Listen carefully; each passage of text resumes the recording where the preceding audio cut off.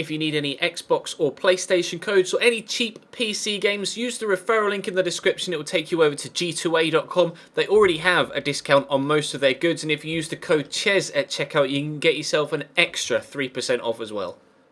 Hey guys, how's it going? Ches back again, and welcome to episode number 5 of the Valencia career mode here on FIFA 16. Today we start with the opening game of the La Liga season. It's away from home against Rayo Vallecano, who are obviously the third side in Madrid. You got Real, Atleti, and then Rayo Vallecano. So hopefully we'll be able to get a decent result here. That is the Pablo Hernandez that you're probably assuming that it would be, sat at cam, formerly of Swansea, of course. So we'll be in, and formerly of Valencia, actually, thinking about it. So be interesting to see how he gets on against his former side. We're starting the strongest possible lineup we possibly can, with new signings Hugo Mayo at right back and Thiago at centre mid. I've gone with a 4-2-1-3, if that makes sense, with 2 holding midfielders and 1 centre mid, which is a new formation. We haven't tried that yet this season. We have previously been using 1 central defensive midfielder and 2 CMs. So I was intrigued to see how it worked out here in this game. And actually, the side felt completely different to how it played previously with the other 4-3-3. In the first half, there was 1 chance from Rayo Vallecano, and that was it.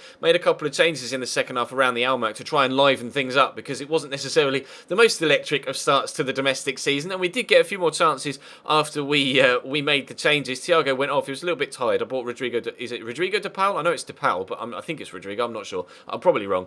But we had a first chance there through.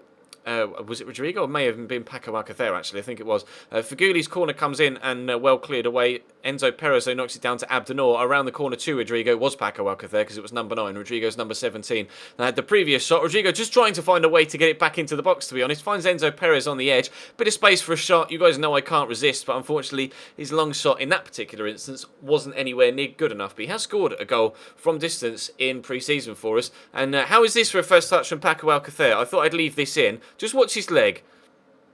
I mean, I can't even... How am I supposed to commentate that? Like, what...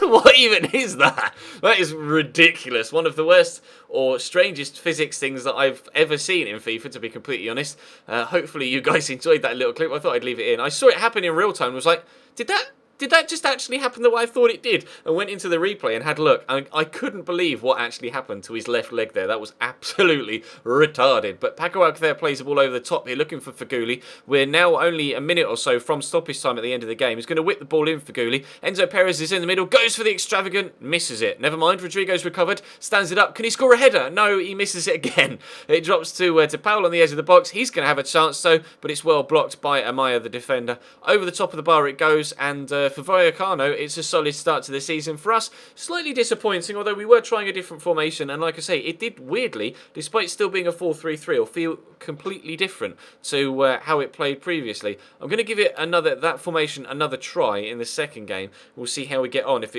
we don't see much improvement with that particular formation, then I may switch back to the 1 CDM and 2 CMs and see what we can do with that formation instead. But we'll play Gomez at CDM, and then Danny Parejo and Thiago in the central midfield slots. And then obviously we've got Javi Fuego and Enzo Perez as rotation midfielders. Barhan is gone though, as is the other youngster to Osasuna. So we've sold now the right back that you guys wanted me to get rid of, and we've brought in Hugo Mayo. And Mayo had a very comfortable game against Rayo Vallecano. They didn't really offer too much going forward. I was pleased with a clean sheet at least. We just couldn't get onto the score sheet ourselves. We'll try and do so here though, at home for the first time at the Mestalla, for the first home game of the La Liga season. Starting the exact same 11, although actually I think I put Enzo Perez in starting ahead of Andre Gomez for this one to see if Enzo Perez can liven things up in midfield, because he had a very good pre-season for us, Enzo Perez, so I was hoping that he can, and obviously made the difference when he came on against Vallecano, having a couple of chances and was in the position at the end of the game to have a couple of chances more, but obviously couldn't get on the end of the ball despite trying the overhead kick. Paco Alcacer though is going to get the first chance of the game, turns inside after 5 minutes and buries it in the bottom corner. Brilliant. Well, there you go. That's immediately after 5 minutes a drastic improvement from the previous game against Vallecano. So we're 1-0 up. Cartavia though is going to get a nice turn in here, actually. Gets it to Lucas Perez. Gets tackled. Abdenor, though, can't find a teammate. Well blocked by the man on the edge of the box. He's going to whip in a cross out wide. Abdenor then makes another mistake. Tries to take control of that rather than just, standing in front of him and just trying to block any potential shot across. He decided to lunge in, which is not what I wanted him to do. And he clipped the heels of Lucas. Lucas goes down, rather dramatic fashion, but I think it was a penalty in fairness.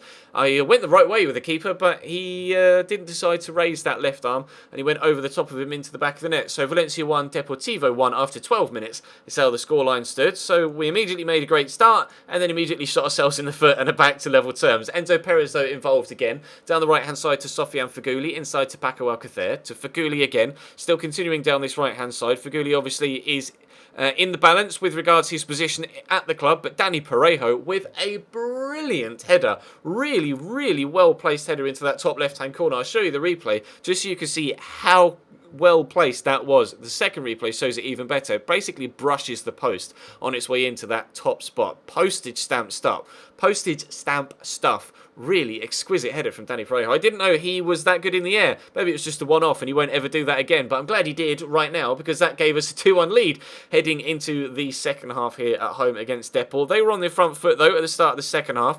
And that man was actually offside in the end, Lucas Perez. But it was a really good ball through and a smart save from Diego Alves, who is a decent keeper. I'm pleased with how he's done so far. Made a couple of very good saves for me in these opening 2 games. Obviously wasn't involved in the pre-season stuff, thanks to being at the Copa America with Pablo Piatti over there as well from Argentina. Obviously Diego Alves is Brazilian, so it's both South Americans involved. Abdenor trying to make up for his mistake earlier on with that powerful header from a corner, but their keeps was on hand to make a good save as well. Pablo Piatti now coming on, as well as João Cancelo, who came on for Jose Gaya, who was booked at left back, and they'd been kind of isolating him over at left back, and I really didn't want to risk getting Jose Gaya sent off, so I brought João Cancelo on and moved Hugo Mayo to left back and put Cancelo on at right back. So Mayo getting experience on the other side of defence now as well, and we were able to continue to keep them out. So only the penalty was the difference, and only the penalty was what stopped us from getting us a clean sheet, and we were able to get ourselves 3 points. So we're off to a half-decent start in La Liga, 4 points from our opening 2 games, not to be snuffed at.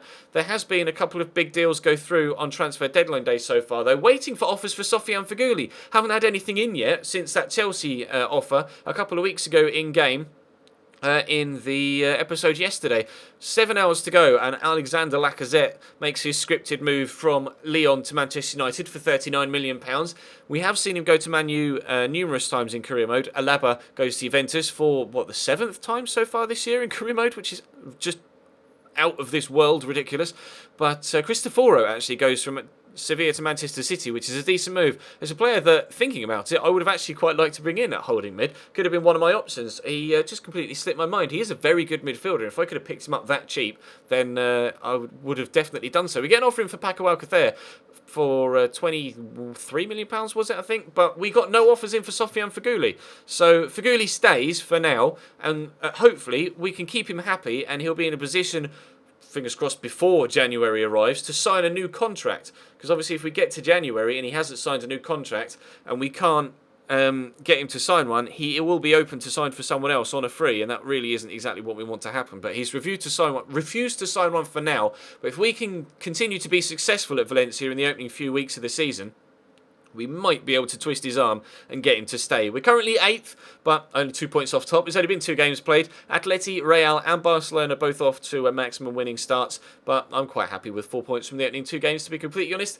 Probably going to return back to the 4-1-2 3 rather than the 4-2-1-3 that we've been playing in the 2 games today. I just felt more comfortable with 1 holding mid and 2 CMs. So I think that's what we'll try in the next episode on Monday. We'll see how we get on. But that's going to bring today's episode to a close, guys. Thank you very much for watching. Drop the video a like, as always, if you enjoyed, of course, and subscribe if you haven't already. Plenty of other content going up on the channel. There'll be a career mode RTG episode later on tonight. There was a My Player video that went up yesterday. So check the channel page for anything you may have missed. But drop the video a like, this video a like if you enjoyed. Subscribe if you haven't already. Check all the links on screen and in the description to social media, and I will see you later on this evening.